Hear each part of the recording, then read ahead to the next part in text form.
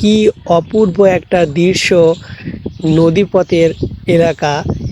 কি সুন্দর দৃশ্য দেখেন, দুপুরবেলা পানিগুলো কি সুন্দরভাবে স্থির হয়ে আছে, চারিদিকে গাছপালা, মাঝে মাঝে দেখা যাচ্ছে সেই ছোট ছোট বাচ্চা পাতিহাঁস, এগুলো এখানে হয়তোবা মাছ খাচ্ছে।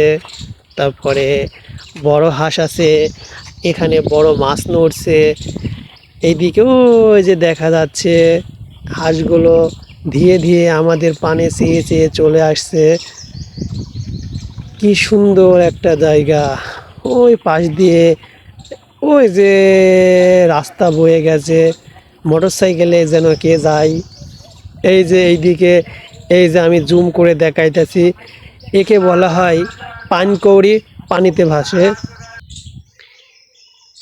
এই পাখিটাকে বলা হয়, আমরা ছোটবেলায় একটা কবিতা বলতাম, পানকৌড়ি পানিতে ভাসে, ধোয়া কাপড় ধৌত করে। সুন্দর পরিবেশে মরা একটা ডালের উপরে বসে রোদে সুন্দর করে গা হাসরাইতেছে। হয়তোবা মাছ খেয়ে খেয়ে এই পুকুরে বুড়ো হয়ে গেছে।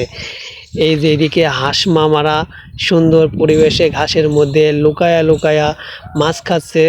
ওই দিকে আছে, কি সুন্দর দেখেন, এই পাশ দিয়ে কিন্তু বরজ, এই পাশে অনেক সুন্দর সুন্দর মেহগনি বাগান। এই যে আমার হেলিকপ্টার R15 নিয়ে আমি মাঠফান আসছিলাম দেখতে, একটু ঘোরা হয়ে গেল, একটা রিলস ভিডিও বানানো হয়ে গেল। কি সুন্দর পরিবেশটা একটু দেখে নেন এক ঝলকে।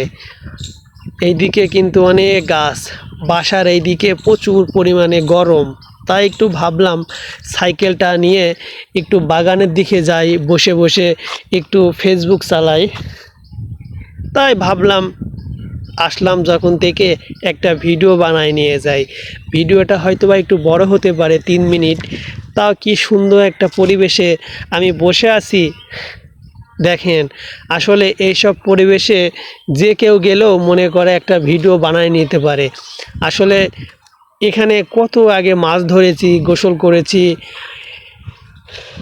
পানিটা এই পাশে বড় বড় তোমার গাছ থাকতো, গাছের উপর থেকে লাফ দিয়েছি, সব ফাঁকা করে ফেলেছে।